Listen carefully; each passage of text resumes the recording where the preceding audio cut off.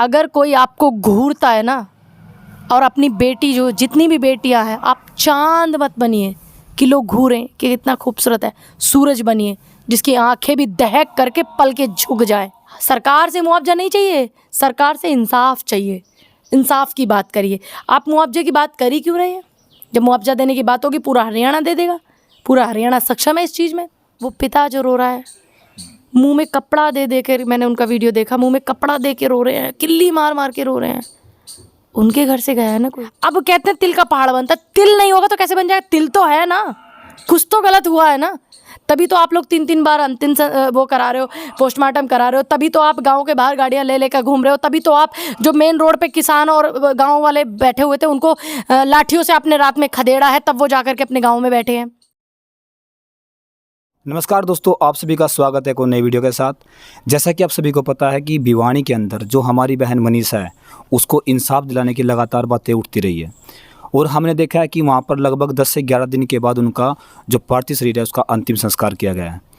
आप सभी ने सुना होगा पूनम पंडित जी के बारे में। आज उनके पास पहुँचे हुए थे और इस बारे में उनकी राय लेंगे कि आखिरकार क्या मुद्दा चल रहा है और क्या इसमें सच्चाई है।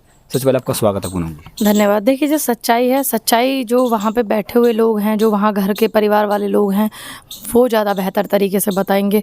क्योंकि हम बस इतना बता सकते हैं कि आज एक बेटी हमारे बीच में नहीं है जिसकी निर्मम तरीके से कर दी गई है और सरकार उस बात को दबा रही है। हम ये बता सकते हैं क्योंकि जिस टाइम ये मामला हुआ था, पुलिस का उसका सब लेकर के गांव के पास घूमना, अगर गांव वाले रास्ते में पेड़ काट काट के नहीं डालते तो ये लोग, जैसे हाथरस में कांड हुआ था, इस तरीके से मिट्टी का तेल छिड़क के कूड़े कचरे की तरह इसका भी अंतिम संस्कार ऐसे ही करा देते।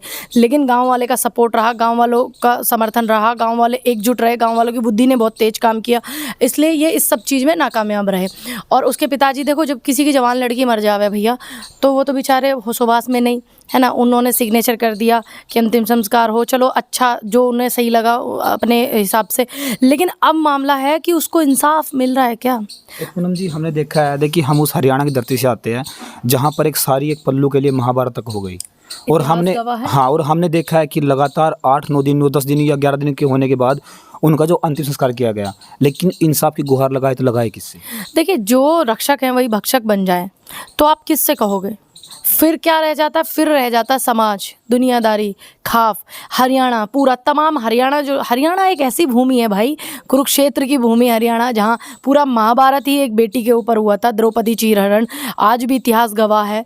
तो हरियाणा के जो लोग हैं वो बहुत क्रांतिकारी हैं। ऐसा नहीं है कि वो इस बेटी को इंसाफ दिलाने में सक्षम नहीं है, वो खुद भी कर सकते हैं, लेकिन वो इसलिए कानून को हाथ में नहीं ले रहे। कहीं ना कहीं वो चाहते हैं कि सब चीज़ें व्यवस्थित ढंग से हों और होनी भी चाहिए। उम्मीद वो कर रहे हैं। अगर सरकार इन सब चीज़ों को इग्नोर कर रही है तो जो अल्टीमेटम दिया हुआ है सरकार को कि हम लोग इतनी तारीख तक आप कुछ ना कुछ कीजिए, इंसाफ मिलना चाहिए बेटी को, अगर नहीं मिलता है तो हम बड़ा रुख लेंगे।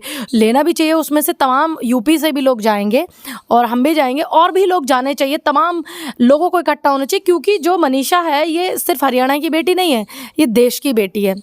देश की बेटी के लिए आवाज़ उठाने के लिए सबको एकजुट होकर के आवाज़ उठानी है। सरकार अपनी नाकामियों को छुपा रही है। कुछ चैनल ऐसे हैं जो झूठ फैला रहे हैं, जो सच दिखाने वाले पत्रकार थे या जो वहाँ की हर अपडेट दे रहे थे, उनको घसीट करके जेल में डालने का काम किया सरकार ने। अगर आप गलत नहीं थे तो फिर आपने क्यों डाला किसी को, किसी की आवाज़? पोस्टमार्टम हुई, 3 बार पोस्टमार्टम हुआ उनका। पहले उसमें ये दिखा दिया की पुष्टि की गई, यही हुआ ना, हत्या बताई गई उनकी। फिर अब बाद में बता दी कि उसका शहर की बात आई। तो आप 3-3 बार एक इस तरीके से कर रहे हो, इसका मतलब आप लोगों को गुमराह कर रहे हो, है ना, लोगों के साथ खिलवाड़ कर रहे हो, उस परिवार के साथ खिलवाड़ कर रहे हो, मनीषा के साथ में आप खिलवाड़ कर रहे हो। अब मनीषा के साथ में आप खिलवाड़ आपको हरियाणा की जनता तो करने नहीं देगी, क्योंकि वो क्रांतिकारी लोग बैठे हुए हैं। तुम तो मुख्यमंत्री हो एक सूबे के, है ना, तुम्हारे आका जो है उनका इलाज कर दिया था, बैठे हुए दिल्ली में जो बैठे हैं उनका इलाज कर दिया था हरियाणा के लोगों ने, हरियाणा के किसानों ने। तो इस दर्द को, इस तकलीफ़ को बयां जो कर सकते हैं आज कोई नहीं कर सकता। हम सिर्फ हमदर्दी जता सकते हैं, हम महसूस कर सकते हैं, क्योंकि मैं एक बेटी हूँ। मैं इस तकलीफ़ को महसूस इसलिए कर रही हूँ क्योंकि मैं एक बेटी हूँ। क्या बीतती है ये कोई नहीं समझ सकता, सिर्फ वो लोग समझ सकते हैं जो ये जान रहे हैं कि ये हमारी बेटी है। जो लोग वहाँ बैठे हुए हैं, जो लोग मनीषा के लिए लड़ रहे हैं, तमाम आप जैसे चैनल वाले समझ सकते हो, क्योंकि आपने अपना वहाँ टाइम दिया है। और मैं कहूँगी जो वहाँ की कमेटी है, कमेटी जो वहाँ की बनी थी, कमेटी के हाथ में निर्णय जब दिया जाता है तो ईश्वर भगवान मान करके एक निष्पक्ष उससे दिया जाता है, और कमेटी के कुछ लोग भी वहाँ पर नहीं हैं, गायब हो गए हैं। तो एक बात मैं हमेशा से बोलती आई हूँ, जब से आंदोलन में हम लोगों का उदय हुआ है, एक बात हमेशा से बोल के आई हूँ कि कभी भी किसी भी इस तरीके के लोगों को उसमें इन्वॉल्व नहीं रखना चाहिए, क्योंकि इनका कुछ नहीं पता। क्योंकि जो लोग वहाँ से भागे हैं, कुछ लोग, उनके परिवार का थोड़ी कुछ गया है। गया तो उस भाई की बहन चली गई, छोटे से की 12 साल का 12 साल का यश है ना, वो पिता जो रो रहा है, मुंह में कपड़ा दे दे के, मैंने उनका वीडियो देखा, मुंह में कपड़ा दे के रो रहे हैं, किल्ली मार मार के रो रहे हैं। उनके घर से गया है ना कोई। देखिए, आप महिलाओं की मुद्दों को बहुत अच्छे तरीके से उठाते हो। एक बात बताइए, वहाँ पर बोल लगा कि वो बिटिया स्कूल के अंदर जाती है, उसका सपना था कि वो भी आने वाले टाइम में डॉक्टर बने और देश का भविष्य चमकाए वो भी, लेकिन वो वहाँ से निकलती है और जब वो कॉलेज में जाती है तो उस कॉलेज के ऊपर भी एक सर्कल लगा हुआ है, क्वेश्चन मार्क लगा हुआ है कि आखिरकार उसमें वीडियो क्यों नहीं मिलती। देखिए, जो वहाँ पे वीडियो कैमरे हैं उसमें वीडियो नहीं मिलती ना, क्योंकि कैमरे नहीं थे तो ये सवाल ही नहीं होता। जब कैमरे हैं तो वीडियो क्यों नहीं है? क्योंकि जब जिनकी सरकारें वहाँ पर हैं, भाजपा की सरकार है भाई, वो जो कराएंगे वो होगा ना। इसका मतलब कहीं ना कहीं गुमराह किया जा रहा है। 3-3 बार पोस्टमार्टम होना, उसके पार्थिव शरीर को 10 दिन तक रखना। एक पुलिस की बात भी आई थी कि उन्होंने कुछ बोला उसके पिताजी। हाँ, उसके पिताजी को बोला कि जब उन्होंने FIR कराने के लिए गए तो कि चली गई होगी, कहीं भाग गई होगी, यही बोले गए ना शब्द। आ जाएंगे सर। एक बेटी के बाप को कैसे बोल सकते हो आप? अगर किसी की बेटी भाग भी गई है, सोचिए, भाग भी गई है किसी की बेटी, क्या आप किसी के पिता को बोल दोगे? आप वो एक तो अपनी मतलब आप उसको सांत्वना दोगे या फिर उसके जख्म पे नमक छिड़कोगे, है ना? तो बहुत सारी ऐसी चीज़ें हैं, और डराने धमकाने की बहुत सी चीज़ें आई सामने। और जो गांव में एक बुज़ुर्ग थे, और जब ये अंतिम संस्कार करने के लिए जा रहे थे, उन्होंने सबके दरवाजे खटखटाए, गांव को जगाया। ये तो पता नहीं इतना कन्फ्यूजन पैदा किया सरकार ने, पुलिस ने, कि कितने सवाल पैदा होते हैं, कितने सवाल पैदा होते हैं। तो कहीं ना कहीं घपला है, कहीं ना कहीं कुछ तो बात है। अब कहते हैं तिल का पहाड़ बनता है, तिल नहीं होगा तो कैसे बन जाएगा? तिल तो है ना, कुछ तो गलत हुआ है ना। तभी तो आप लोग 3-3 बार अंतिम वो करा रहे हो, पोस्टमार्टम करा रहे हो। तभी तो आप गांव के बाहर गाड़ियां ले लेकर घूम रहे हो। तभी तो आप जो मेन रोड पे किसान और गांव वाले बैठे हुए थे, उनको लाठियों से आपने रात में खदेड़ा है, तब वो जाकर के अपने गाँव में बैठे हैं। तभी तो मतलब जिनकी बेटी चली गई, घर में इतना मतलब शोक का माहौल है, आप उन्हीं पे लठ बजा के खदेड़ रहे हैं सबको।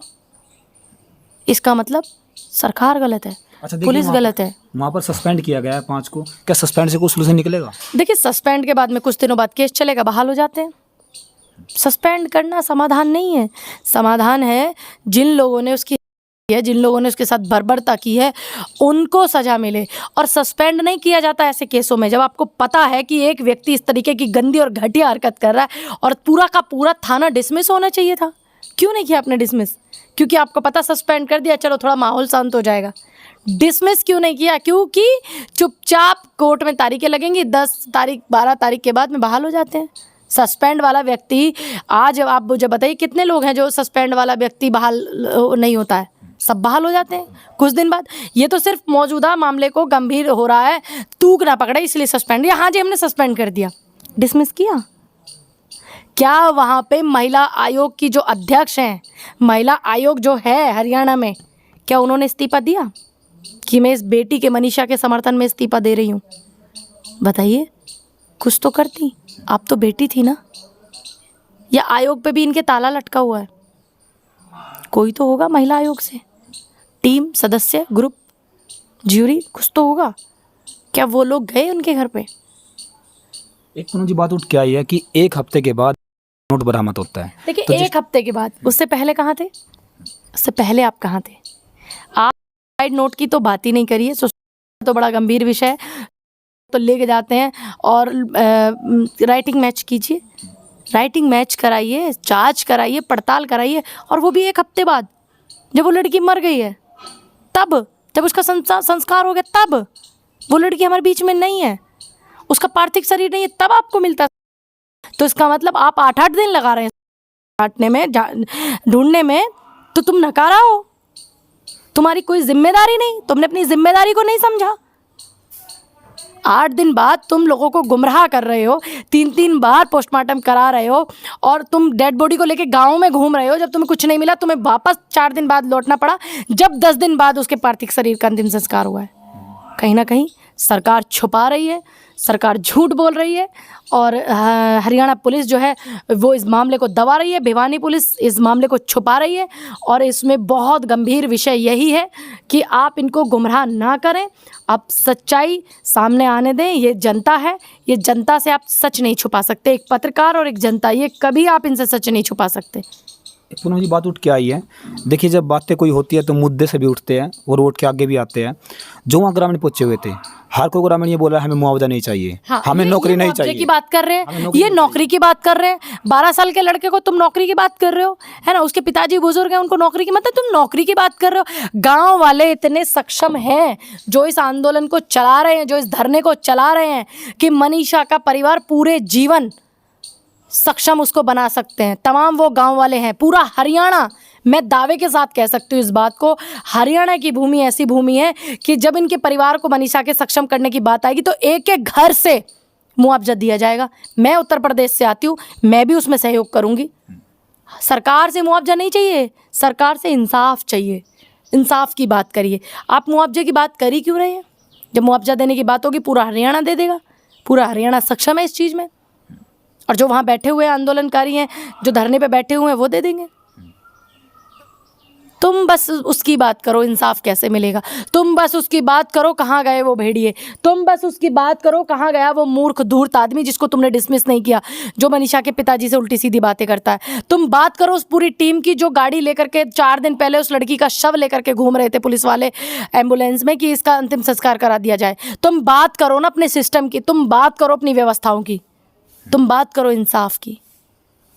एक पूनम जी, बहुत वहाँ मुद्दा चलता रहा है। देखिए, आपने भी देखा होगा कि नशे का बहुत बड़ा मुद्दा है, क्योंकि नशे में आदमी को खुद होश नहीं रहता कि वो आखिर कर क्या रहा है। तो उसके बारे में नशे में ऐसे बहुत सारे कारनामे हुए हैं। मैं आपको बता दूं, अभी मेरठ में हुआ था मुस्कान और साहिल केस, आपको पता ही होगा। ये भी नशे में हुआ है, उस लड़के की गई। हो सकता है किसी ने नशे में इस तरीके की चीज़ें की हैं, हो सकता है नशे में तो आदमी भैया हैवान हो जाता है। और दूसरा, हरियाणा जो है इस मामले में जहाँ तक मैं देखती हूँ, मतलब पहले नहीं था इन सब चीज़ों में, अब थोड़ा ज़्यादा है। तो दूध दही का खाना तो आज भी है वहाँ पे। लेकिन मैं सभी से निवेदन करती हूँ कि नशे से आप दूर रहिए, क्योंकि अगर आप नशे के पास जाएंगे, आप अपनी बेटी को बेटी, बहन को बहन, माँ को माँ नहीं समझेंगे। नशे से आदमी, इंसान कुछ भी है, राक्षस तो हो ही जाता है ना। एक हमने देखा है, देखिए हमने महिलाओं की ताकत को देखा है, झांसी की रानी हो, रानी लक्ष्मीबाई हो। तो जो युवा बेटियां, जो जनरेशन आपको सुन रही है, उनको क्या संदेश देना चाहोगे आप? मैं बच्चियों को बस यही कहना चाहूँगी, सबसे पहले तो सेफ रहिए, सुरक्षित रहिए, और कतई भी मत सोचिए अगर कोई आपको घूरता है ना, और अपनी बेटी, जो जितनी भी बेटियां हैं, आप चांद मत बनिए कि लोग घूरें कि कितना खूबसूरत है। सूरज बनिए जिसकी आंखें भी दहक करके पल के झुक जाएं। और जब भी कोई आपको इस तरीके की हरकत करता तो मत चूकिए किसी भी चीज़ से। जो आप अपने सेल्फ डिफेंस में कर सकती हैं करिए, यह आपका अपना अधिकार है, आप कर सकती हैं। आप अपने सेल्फ डिफेंस के लिए कुछ भी कर सकती हैं, करिए। और ज़रूरत पड़े तो आप अपने भाइयों की मदद लीजिए, अपने माता पिता की मदद लीजिए। और माता पिता से भी कहूँगी अपनी बेटी के, अपने बेटे के अच्छे दोस्त बनिए। बहुत बहुत धन्यवाद आपका। देखिए, ये दहाड़ थी उस महीना मनीषा बहन को इंसाफ दिलाने के लिए। अच्छा, भविष्य में जैसे भी होता है तो आप आओगे? हाँ जी, मैं आ रही हूँ भिवानी में। मैं शांति में आना चाहती थी, जिस दिन मैं दिल्ली थी, अंतिम संस्कार हुआ था, उस दिन भी आ रही थी। लेकिन मुझे लगा कि मुझे शांति में जाना चाहिए ताकि उनके पास कुछ देर बैठूँ, उनकी तकलीफ़ को समझ सकूँ। क्योंकि भीड़ में तो हम लोग हमेशा ही होते हैं। नेता तो राजनीति करने के लिए बहुत मंच पड़े हैं, कमी नहीं है मंच की। आप अच्छी बात, सच्ची बात बोलेंगे तो मंचों की कमी नहीं है नेता बनने के लिए। वहाँ नेता बनने के लिए नहीं जाया जा रहा है, वहाँ उनके दुख में शामिल होने जा रहे हैं, उनकी तकलीफ़ को सुनने जा रहे हैं। तकलीफ़ हम कब सुनेंगे? जब वहाँ शांति होगी, भीड़ कम होगी, उसके पिताजी से बात कब होगी कि हम बैठ सकें, है ना। ये मामला ज़रूरी है, ये विषय ज़रूरी है। मीडिया का विषय बाद का है, आपकी अपने फोटास की, छपास की बीमारी बाद की है।